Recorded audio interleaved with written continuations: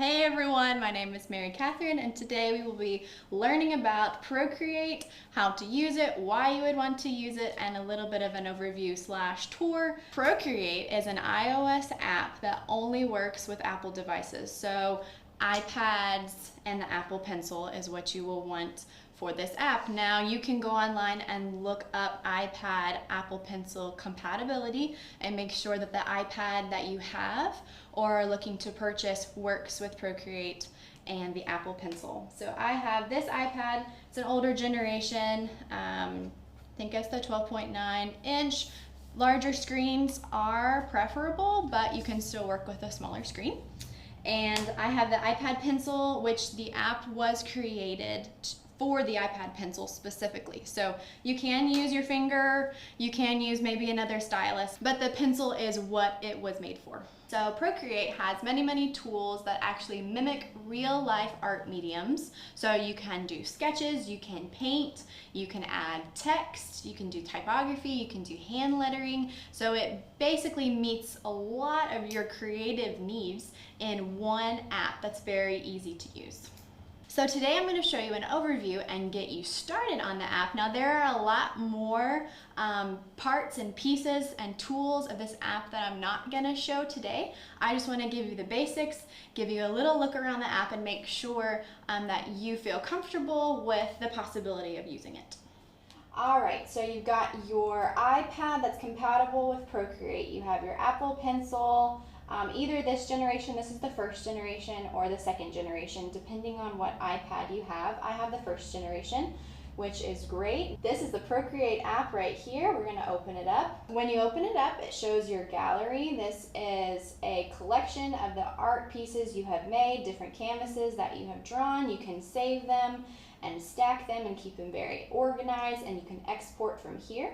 So we're just going to go ahead and do a little demo. So you would open a new canvas with the plus sign right here. And it gives you some options on what kind of canvas size you want to pick. And it has some templates here. And we can also choose our own template, but we're just going to choose screen size for now, and it just will fill the entire screen. And you can move and rotate the canvas with your fingers, just moving like that. Pinching and moving gives you complete control of your canvas. You can also rotate your iPad to change the orientation of the app if you want to, but you don't have to. So here we go. This is our canvas, and we're going to start looking at brushes. So this icon here is the brush panel that if you click it, it drops down. This is going to show us a very large variety of different types of brushes we can use. You can see the different art mediums are on the left. Sketching, inking, drawing, calligraphy, painting, some really interesting brushes. I'm going to show you some examples using those brushes. So we'll pick just a pencil right here and do some different shading. So here's a pencil that really looks like a real life pencil. We'll do, maybe pick an ink, make that a little bigger. There's an inking. I really like this one. I think it's funky. I think that's really fun. There's inking, drawing, calligraphy. The calligraphy brushes are really great for hand lettering because they work with the tilt and pressure of your pencil just like a real calligraphy quill would. There's also painting brushes that have really nice texture just like real paint on a canvas would. So there's just a little look of what the brushes are. They're really fun. You can play around with them. You can edit them in the app as well, and you can also install your own. These are all the pre-installed brushes that come on the app as soon as you open it. So those are the brushes. We're going to move over to the eraser tool right here. If you notice, it has the exact same library of brushes. So we can pick any of these to erase. So right now I'm just going to pick a normal looking brush, zoom in here, and just show that you can erase anything that you draw with an eraser. Now you can also pick a different style eraser for maybe a different look of an erase. Do you see how that just put texture on it? So they give you lots of options for these eraser tools to add to your artwork by the different styles of erasers that you can pick. So we started with the brush tool, we moved to the eraser tool, and let's pick this middle one. It is called the smudge tool. And as the same, it has the Same brush library, so you can pick any of these brushes to use with the smudge tool. And the smudge tool helps you blend different colors together. It helps you give more texture to your art piece. So let's just do the pencil. So I'm going to zoom in here and show you that the smudge tool is smudging that black into a different space. So I can smudge it all around like that. Let's pick a different one. Let's go to painting. These ones are very interesting. So you can see I'm smudging that black line with this smudge tool. Let's pick this one. Let's make it a little bigger. So I just smudged all that out. So that's the three main tools up here on the right hand corner. So we have the brushes, smudge tool, and eraser tool. So I cleared that out. We're going to talk about the sidebar. This little area over here, the top one is for size. Do you see how the size changes? So if I pick a brush tool, let's go ahead and just pick that one. This is going to control the size of the brush. So here is that size, here's a little bigger, here's very, very small. And then this bottom toggle here is the opacity of the brush. So the opacity is just the gray scale that the brush can make. So it can either be a full black color, or it can be a little bit half into gray, or it can be white. I know you can't really see that, but so you can adjust the opacity of your brush right there on the left. So that's your sidebar, which is opacity and size. Underneath that is the undo button, which we all want to use because we all make mistakes. So if you put anything down on the canvas, you can undo it immediately with that little icon right there. The one below it is the redo, so you can put things back on the canvas that you took away. So maybe let's draw a few things, undo, undo, undo, undo, then we can redo, redo, redo, redo, which is nice. So both of those I use all the time because I make a lot of mistakes all the time, which is great about this app because it's not real paint on a real canvas. You can practice and move things around and change things all day long. Alrighty, so we've gone through brushes, we've gone through our sidebar. Let's go up here to this corner. Now, it is black, and that's my color that I have right now. That's all we've used. So we open it up, and this is our color panel. This is a color disc, which gives you an awesome variety of colors. So the hue is on the outside, and then the saturation or the value is on the inside. So you can change your colors and pick really, really great colors on this app. I love how many colors you're able to use. This is your history panel, so it shows that I've been using black a lot. So let's just pick a different color to spice things up, maybe a purple. So we can put down a purple. Let's put down maybe an orange color. I love blue. So that's awesome, and now it just showed me in my history that I used pink, orange, and blue. So that's nice that it saves it. I can also put in, make a palette of the colors I use to keep them here because your history is going to change. So I can just put the colors that I used earlier right here in this palette. I can make my own palette of colors. It'll save it for you. So if you're working on an art piece and you want a specific color, that will keep it there for you. Let's look at the middle disc. So let's pick maybe this blue color, and then we can move it and make a different color while staying in the blue family, but you can change the saturation in the center disc like that. So the colors that you can use on here are really awesome. One of my favorite features is this color wheel and the variety of colors that you can pick. We will talk about these different pieces of the color wheel, the color sections in a different video all about color. For right now, I just want to give you an overview of this part. We have these colors here. I'm going to show you one more thing you can do with the colors.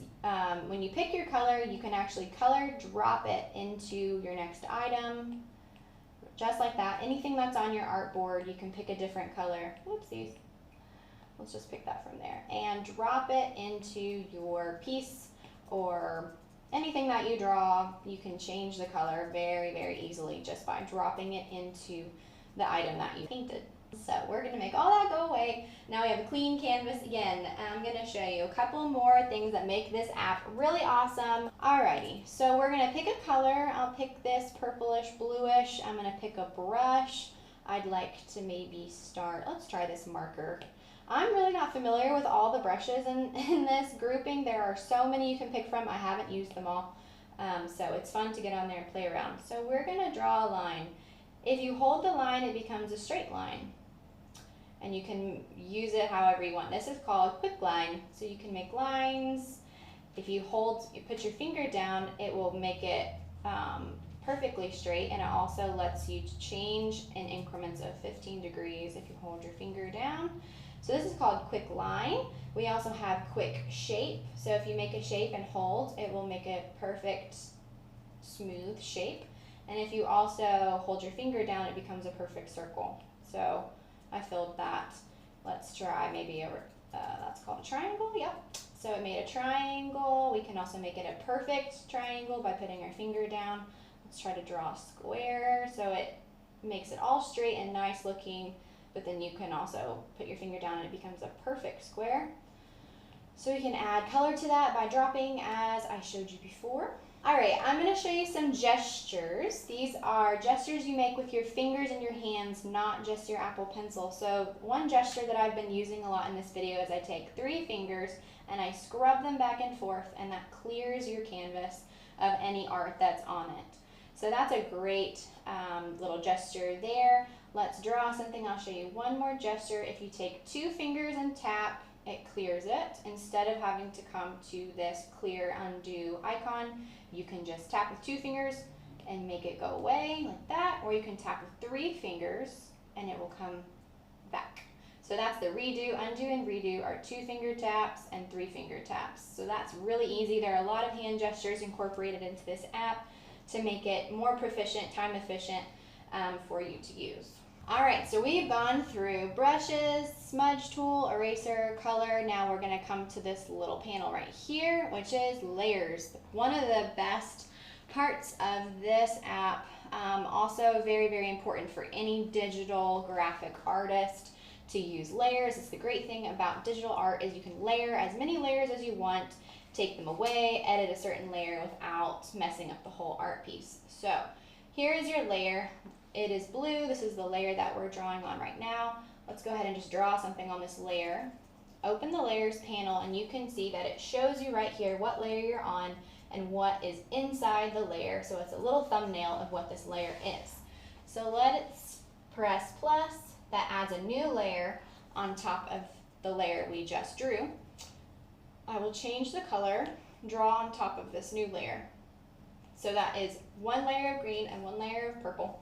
We can change the visibility. That's this checked box right here. So we can make the purple disappear, but it's still a layer because our layer right now we are looking at is the green one. We can make it come back. We can close the visibility of the green layer. We can open that back up. You can delete the layer by bringing your pencil to the left, pressing delete. You can bring your pencil to the left and click duplicate, and that duplicates the same layer. There are a lot of different things you can do with layers. I'll be showing you all of these different layer options in another video specifically on layers to show you how many different things you can do with these layers. So don't be overwhelmed by this panel right here. All you need to know right now is layers are awesome. You can delete them, duplicate them, separate them, merge them, add as many layers as you want to, delete, add, awesome, group. Layers are the best. I love them. They help me so much in my artwork. All right, I'm gonna come out of this artboard to pull up another demo I've already made right here, just some arrows that I drew. I want to show you some different tools and we'll use these arrows as examples. So over here, so we've covered all of these icons on the right side. Now we'll start talking about the icons on the left side you can pick. So this tool right here is a selection tool. There's an S there. I think it looks like an S, so it reminds me that that's a selection tool. You pick that tool to grab different pieces of your artwork, and then you can click this transform tool and move it around on your artboard. You can change the position. So let's pick a different one and show that again. So I picked my selection tool, picked a little piece of my artboard and then click the transform tool so you can transform or move it any other way. You can scale it up or scale it down. You can move it, you can change it. Some easy ones to do are on the bottom. You can rotate it. These down here, you can flip it vertically. You can change it, flip it horizontally. You can use the snapping tool to make sure that it's staying in a straight line as you move it. So there are a lot of different options and ways to move and transform the things that you've drawn. I use these two tools all the time to move things on my artboard, to pick a certain thing and move it, to pick a certain thing and move it out of the artboard, to pick a certain thing and flip it. I'll teach you one more gesture. So 3-finger swipe down opens a copy paste menu. So that's really easy to do where you can just duplicate that, and now I have 2. That's really handy to use. So these 2 tools are the tools I use all the time when I'm drawing. There are so many different things you can do with them as well. So you can get started without knowing how to do all of these. There's different ones like distort and warp. I don't use that often, but they are very interesting that you can change your art and just do lots of funky things to it, which is fun about this app. Basically practice and playing around is the best way to learn how to use it. So next I'm going to show you how to use this icon right here. Lots of things going on in this icon. Actions panel. So we can insert a file for reference, a photo for reference. You can add text. So let's just show a couple of these. Insert a photo. So maybe I will pick this little photo right here. So you can put in photos, use them in your art. You can use them for tracing if you want to. I'll teach more about this in the layers video, but as say I was wanting to trace this picture, I can just change the opacity, add another layer, and start sketching this right here. And that will help me if you need a reference photo in your art. So that's a nice way to use adding photos. Then you can trace things. Let's see, we can add text. So here's a text box right here. It lets you pick lots of different fonts. You can type, adding fonts, changing the size, lots of different things you can look at. Lots of different fonts that are actually pre-installed. You can change them. So I enjoy using text on this, changing size, changing opacity. You can change the color. So adding text is really helpful that this app is built in with. It's really nice. All right, let's take this text away. We'll go back to this panel. Let's look at Canvas, which is the next one over. There's a lot here that you don't really need to know right now, but you can change the size of your artboard at the end if you want to. So I just cropped my canvas and made it a different size.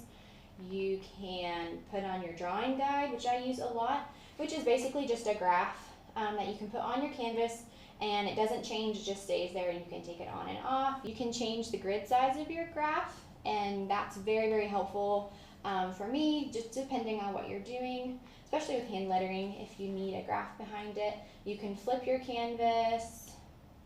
And this is all your canvas information, the size, so I think you can change all of those. That's a lot to see, but you don't have to be overwhelmed by that. The next one is share. This is where you can share and export the files that you've been working on. You can pick anything from these files, Procreate, Photoshop.